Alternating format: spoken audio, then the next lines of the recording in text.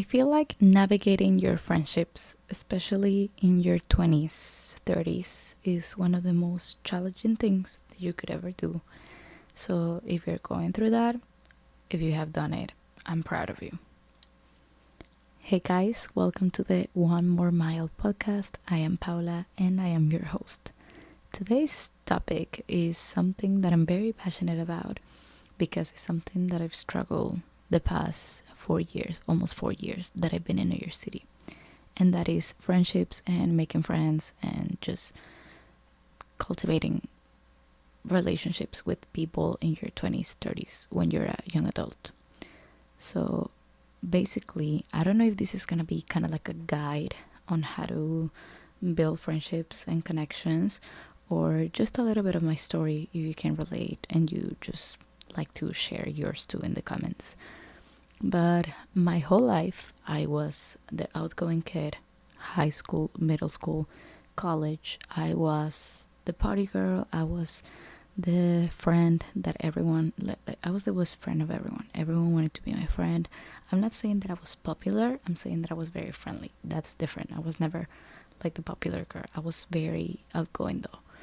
I had no fear of going to a party by myself and making friends there.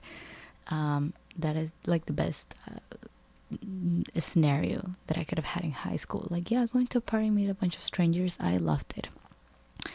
I had a very different personality to the personality that I have in New York. I will say I think it's like two different personas.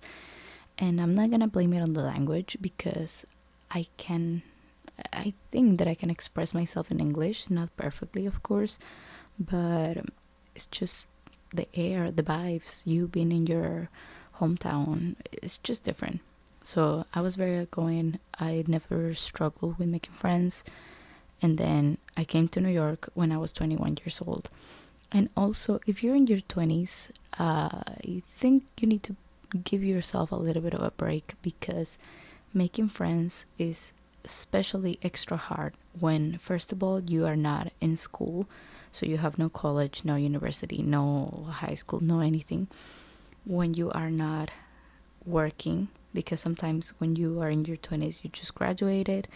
So you probably don't have a job yet. Or if you do have a job, sometimes you just don't want to be friends with your coworkers. I've been in places where the coworkers are just the coworkers and you don't mix those because it can get messy. So please be careful with that. And probably you're already in your hometown and you have the friends, the neighbors that you've been having your whole life. Or it could happen that what happened to me, that you have to move to a different country and you have no friends. You have no friends in this new place. You don't know anyone. You don't know no one. How do you start making connections? And how do you start meeting people in a city where you don't know anyone, where you don't have one single person that can introduce you to more people, right? Basically, that happened to me. I came to New York and I had no one. I think I had like 2 friends that I knew back from Ecuador, but the first one wasn't really a friend. It was just like someone that I knew and that I've talked to once, and then I saw him once, we went out once as friends, and then the friendship never like evolved. It never, like, we never clicked, to be honest. So that's that. And then my other friend that until this day I don't see him very often, but I still like have so much love for him. He lives in Jersey.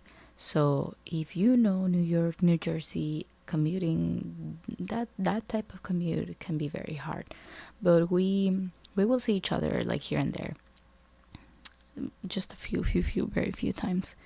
But in the daily, I was alone. In the daily, I was truly and completely alone. And I also think that when you're alone, you tend to fall into not this state of like being desperate, but you don't filter your friendships as much as you would if you would not be alone, if that makes sense. I ended up taking a lot of toxic friendships just because I didn't want to be alone. And I also think that it comes with being an immigrant and everything is new and different, but I'm not gonna put the blame and be the victim of like, oh my god, I'm an immigrant, blah blah blah, because I think friendships in your 20s and 30s is something that everyone struggles. Even if you live here your whole life, you could be struggling with that. So it's not just me. I think it's more of a common universal thing. So basically, I ended up being friends with one of my coworkers at the time for the first job that I ever had in New York. And let me tell you, be very careful if you become friends with a coworker, because that could get really messy. That could mess up your career. That could mess up your personal life. That could mess up a lot of things. The friendship could get messed up because of that, because of the workplace. So please be very careful. But we were friends for a while, and she even made my family, and then we started like building our own friend group together. Unfortunately, that friend group ended up being very toxic to me. Very, listen, this is a parenthesis that I'm making right now, but I think that I'm the absent friend. What I mean by that is not that I'm just gonna block you and ghost you, but as much as I love having friends, I also love to have me time. At the moment I wasn't running, but now I like to run. I like to do makeup. I like to read. I like to watch a show on my own. I like to go out to a coffee shop by myself. I do think that there's a time for friends and there's a time for yourself. And I have never been the person that goes 24/7 with a friend to do everything. I'm not like that. I will never be like that. Even with my husband, I need a break. I tell him like, please pick up over time. I need to be alone because I need to be alone. Okay, I'm very independent on that side. I just don't want to be independent 7 days, 24 hours every week. I want friends time here and there. But these friends that I had were very different from for me. They were those type of friends where you want to sleep over every day, and let's go to the gym together and train together, and then we work in the same place, and let's apply to this other place so we can all keep working together, and then let's go watch a movie together, and like everything doing together. And I get it, if you have that type of personality, that's very, it's very something. I just don't know what to tell you, but I'm not like that, and I'm pretty sure some people listening are not like that as well. So that kind of like torn the friend group, and especially because the friend group wasn't only me and her. It was me, her, it was a him, another her. It was like quite a few people, like 4, 5 people, I will say.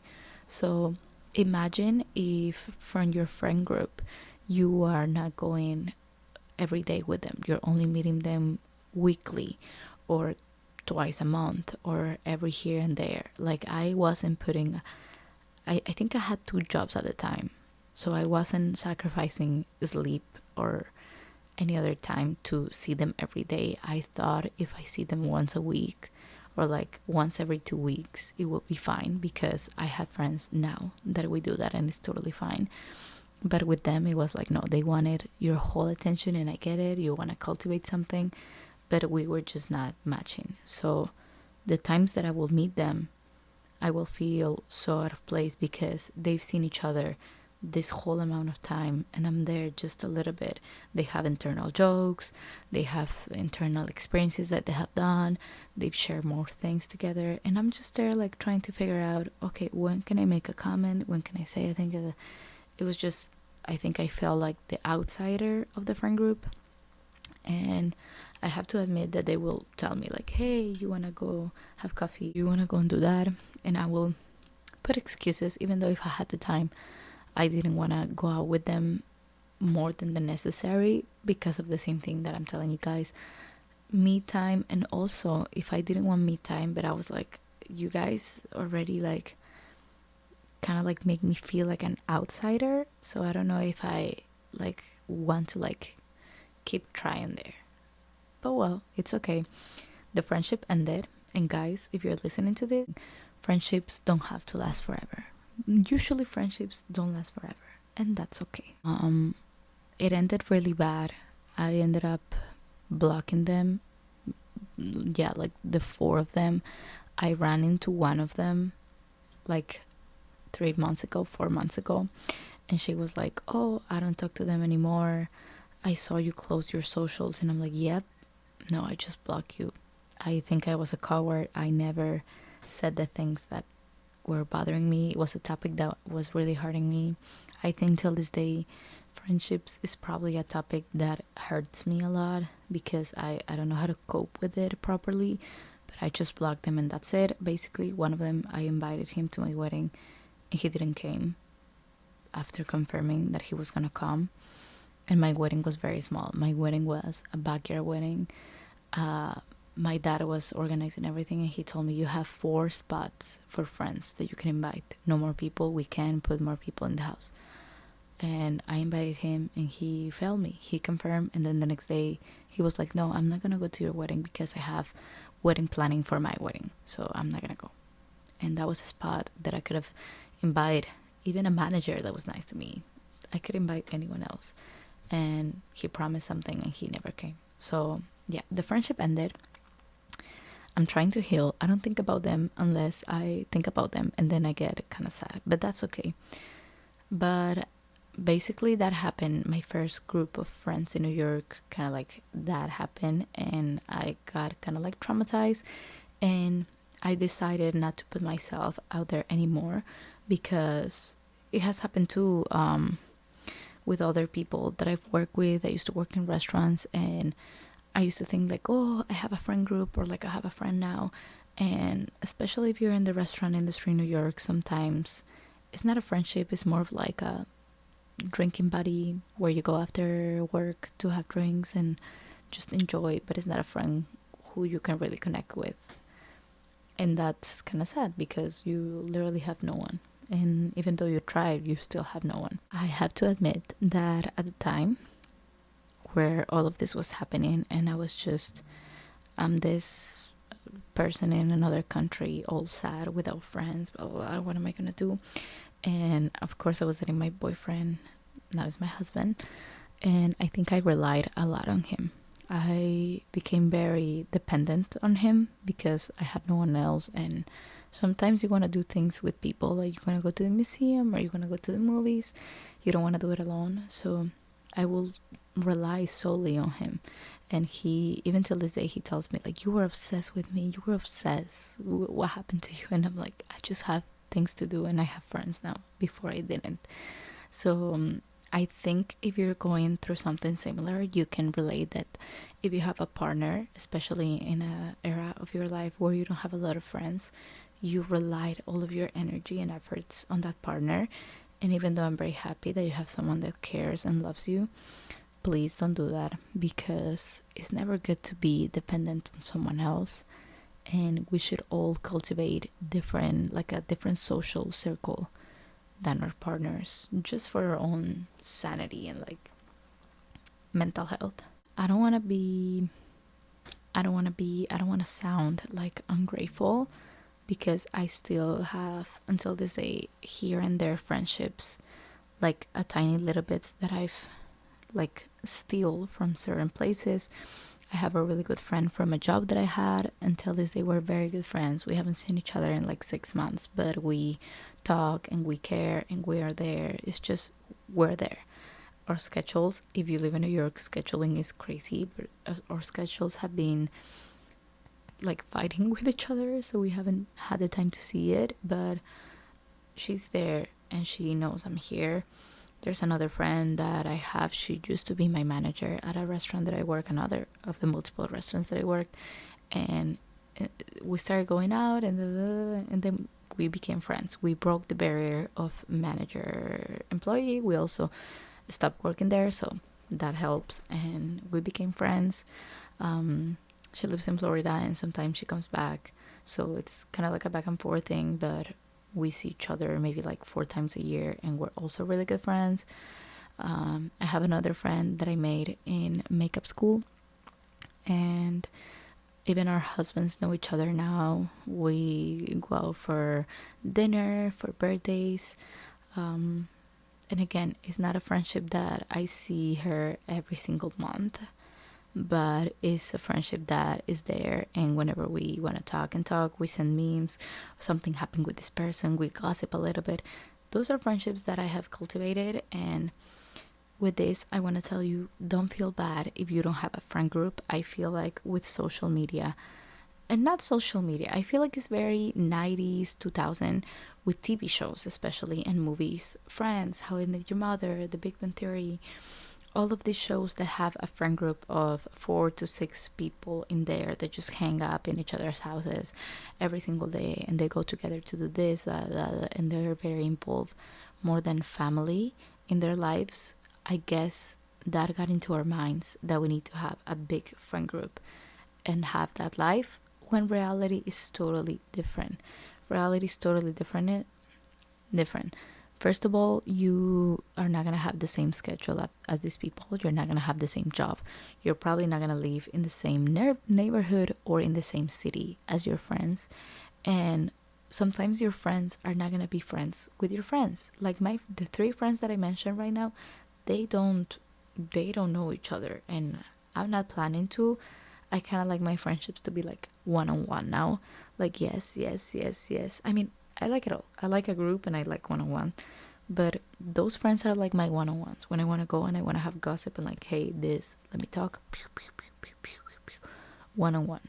So don't feel bad if you see that people have groups.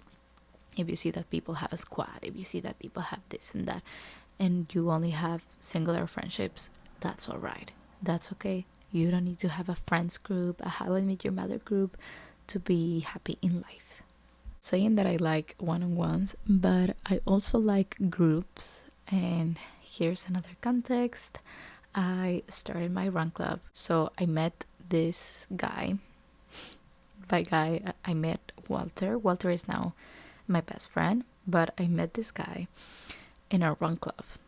I'm not gonna go into details, okay? But I met him in the summer in this run club. I met him running because I wanted to meet more people. I was like, okay, I love running. I've already done a couple of races. I want to meet more people that like running. Highly suggest you do that. If you like Pilates, be friendly with the girls, boys that do Pilates. If you like painting, go to a painting class and make friends. Oh my god, guys, I can talk. If you like reading, join a book club.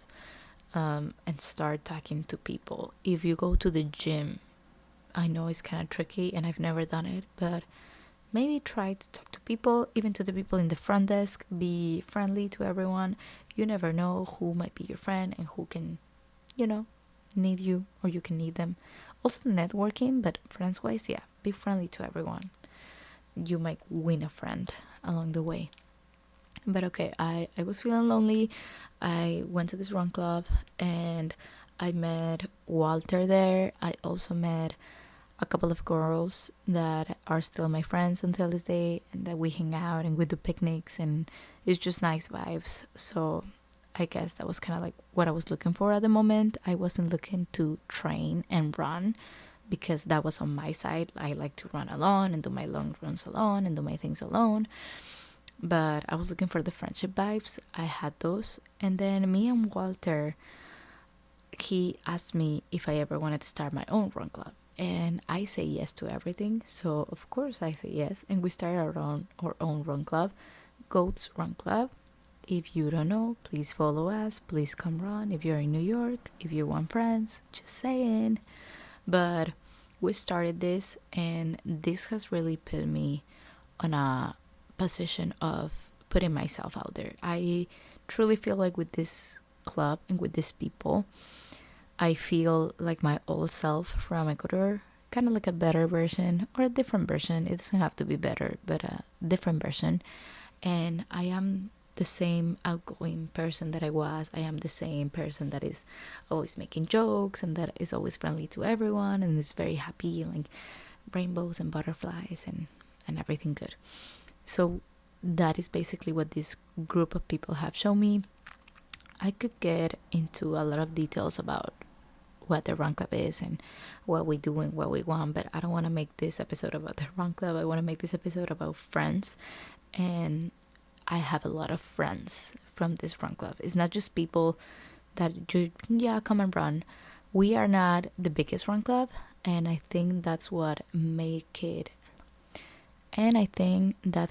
it more like together, like we're more intimate with each other, so you ended up making more friendships. Well, if it was a bigger run club and you have like 100 people, you wouldn't talk to a lot of people, and you wouldn't have like friends, if you get what I mean a little bit. And I know at the beginning I said that I like my friendships one-on-one, but with this group I really like that it kind of feels like a Friends, How I Met Your Mother TV show group vibe. We go out, we do things together. After every run, we have our coffee, we have our smoothie, we talk, and we talk like friends. So it really feels like we're working out, and then we have like just like a going out as friends. It feels really nice. It feels really like, I don't know, it feels like a TV show because you have the friends and you have the people that show up every week. Of course, me and Walter are there every week, but we have these people that are so supportive and that have constantly been there. We have our friends, so it's funny. It's like a TV show. I love it. So my advice will be open up to try new things, and open up to change patterns and behaviors that you had before and that you had prior. Just like what I was saying, I don't like groups. Maybe open up to try group. Maybe open up to try a group thing. Maybe open up to try the one-on-one if you're more on groups. Open up to be more intimate. Open up to just talk to people. Something important that I think is open up to do new things. Okay, that was kind of like my 2 cents on the topic of friendships and how to build your friendships and how to cultivate your friendships. And even though if you're like me and you're the absent friend who never has time frequently every week, just here and there, drop a message, make a phone call, be like, hey, I miss you, I hope you're okay. Just make that someone, remind that someone that you're there. It happens to me with a lot of friends now, even here in New York, or even with my friends in Ecuador, long distance friendship. You still have to be there and like show them that you're there, even though if they're good friends, they're never gonna make you feel like you have to be attached 24/7. But a little reminder, and just like cultivating those friendships so they don't disappear and they don't go away. Open up your mind, try new things, talk to people, be friendly, try new hobbies, get out of your comfort zone. And in 2023, I think I went to like 10 concerts by myself. It was just me, myself, and I would talk to people, hey, can you take a picture of me? And I don't have a significant friend from the concerts that I made, but just putting yourself from the concerts that I went to, but just putting yourself out there and doing situations where you don't feel comfortable, I think that is gonna help you grow. If you've never been alone in a restaurant, go to a restaurant, a fancy restaurant, and sit down and have a meal. Just even though if you don't make a friend out of the experience, at least you will be trying to get yourself out of the shell, and that will help you grow, and that will help you talk to people and make friends when the situation brings along those friends, if you get what I mean. So if you go to a restaurant and eat by yourself, or you go to a concert by yourself, you will already be brave. So by the moment you meet someone new and you have to like, oh, let me have your Instagram, or oh, let me, then you'll have a friend. I can assure you, you will have a friend.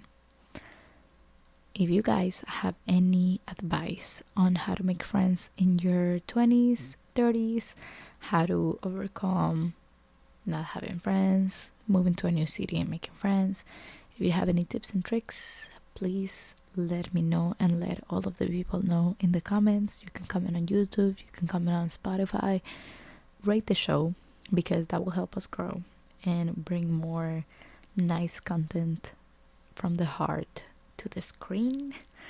And all my social media is gonna be linked somewhere. You're gonna find it. I will see you on the next episode, that is every Wednesday. And I love you guys. I hope you're having a wonderful 2025. Thank you for listening. Thank you for being here. And if everything goes wrong, we can still be internet friends, online friends, and we can talk to each other. Just DM me on Instagram if you feel sad, if you feel alone. I'm always one DM away. Okay?